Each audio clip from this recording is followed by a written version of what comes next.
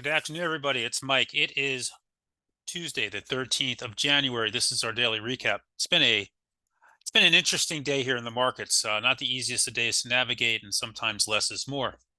Let's talk about what's going on the last couple of days. We'll start with yesterday. We had that big push up here to a new all-time high of 503.50. We came in onto the close. We were going sideways and drifting downwards overnight, and here was our CPI number. The CPI number was not all that bad. Was it hotter than expected by 0.1% across the board? It was really the reaction by the market and the recognition that the market's now realizing it is not only is it not getting a March May cut, it's probably not getting a May rate cut, and it may not get one to the midsummer, which is what the Fed has been saying. So you had a big down candle, and that's where the fun began because we went sideways here up until all the way up until here till 2 o'clock. We had no range on this market, a very tight range. You got probably some margin calls that came in around 2 o'clock. We came down, and now we're coming off the close as who wants to be short in this market? And I bring that up because every time we've closed on the lows or had a weak day, this market has pushed back, gapped up the next day, and trapped everybody short. So SPY's coming up. The oscillators went from starting to get a little bit warmish to back to dead neutral. Nothing going on there. You can see volume today was much more elevated at 79 million, almost 80 here.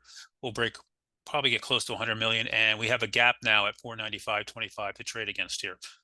The market could use a pullback. Will we get it here? I don't know. We didn't even break to the 21 day. I'd love to say we will get a pullback, but hard to say. That said, other things are getting beaten up. The Qs came down a little bit, not quite as strong on the bounce.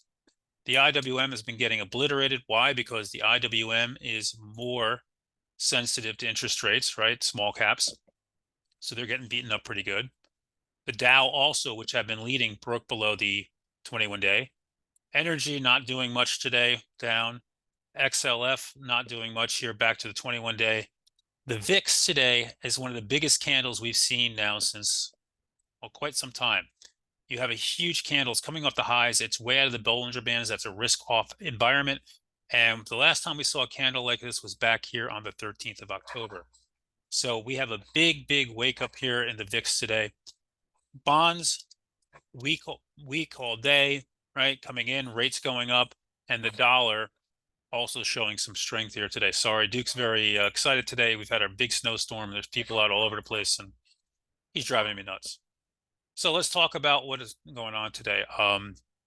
Was there strength? Yeah, some names still showing some strength. And what I mean by that, if you look at Meta, for example, came down, touched the 8-day, and pushed back up off of it. Microsoft held a 21 day. NVIDIA, despite the weakness, bounced on the 8-day, got almost back above yesterday's close. AMD, similar type candle holding in. Google had a big push back up, couldn't hold. So you can see there's still strength in these big tech names. As long as they're holding in, this market's probably not going very far. D-Dog gave me a very nice trade today, pushed up to the highs before coming back in. We have big earnings tonight. Tonight after the close, we're looking at names like Airbnb, UPST, Hood, Lyft, Zillow, Cart, and MGM. So big night ahead for earnings. We'll see if we can catch some of that, staying late with you guys. It's a risk-off environment for now, guys. This can change in a heartbeat. Tomorrow morning, we could wake up and everything can be fine again. So with this market, until we actually see some selling that lasts more than a day, you take it level by level. That said, I'll catch you guys live in the morning. Everybody have a wonderful evening.